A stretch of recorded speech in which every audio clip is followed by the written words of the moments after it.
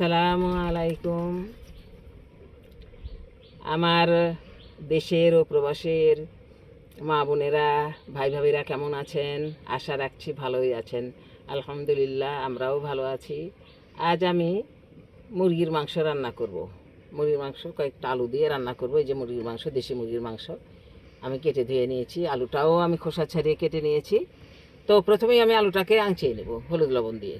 হলুদ লবণ দিয়ে মাংস দেওয়া আলুটাকে ভেজে নিচ্ছি। আর মূল পর্বে চলে আসলাম। এখন কড়াই তেল দিয়ে নিচ্ছি। জিরা তেজপাতা দিয়ে নিলাম। তেজপাতাটাকে আমি এখন লাল করে ভেজে নিব। মশলা দিয়ে নিচ্ছি। এর মধ্যে আছে এলাচ, দারচিনি, ছোটো এলাচ, বড় এলাচ, গোলমরিচ, লবঙ্গ সবই আছে। আমি এখন এই পেঁয়াজ কুচিটার সঙ্গে, এই তেলানির সঙ্গে এটাও ভেজে নেব। এখন সামান্য পানি দিয়ে নিচ্ছি। মশলা দিয়ে নিব, যেমন রসুন বাটা, আদা বাটা, জিরা বাটা, ধনিয়া গুঁড়া, হলুদ গুঁড়া, মরিচ গুঁড়া, স্বাদ মতো লবণ। আমার মশলা সব দেওয়া হয়ে গেছে। এখন আমি মশলাটাকে কষিয়ে নেব। মশলা কষা হয়ে গেছে। এখন আমি মাংসটা দিয়ে দিচ্ছি।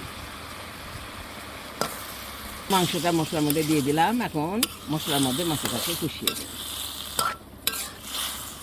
আমার হয়ে গেছে। এখন আমি ভেজে রাখা আলুটা দিয়ে দিচ্ছি।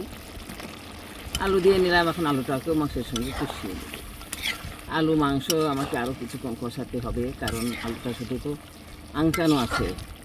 আলু মাংস একই সঙ্গে কষিয়ে নিলাম, কষানো হয়ে গেছে। এখন আমি পুরো পরিমাণ মতো ঝোল দিয়ে দেবো। ঝোল দেওয়া আমার হয়ে গেছে। এখন আমি ঢেকে দেবো এবং আরও কিছুক্ষণ রান্না করতে হবে। আমার তরকারি আমার হয়ে গেছে। এখন আমি নামিয়ে নিব। দেশি মোরগের ঝোলটা আমার হয়ে গেছে। দেশি মোরগ আলু দিয়ে ঝোল হয়ে গেছে আমার।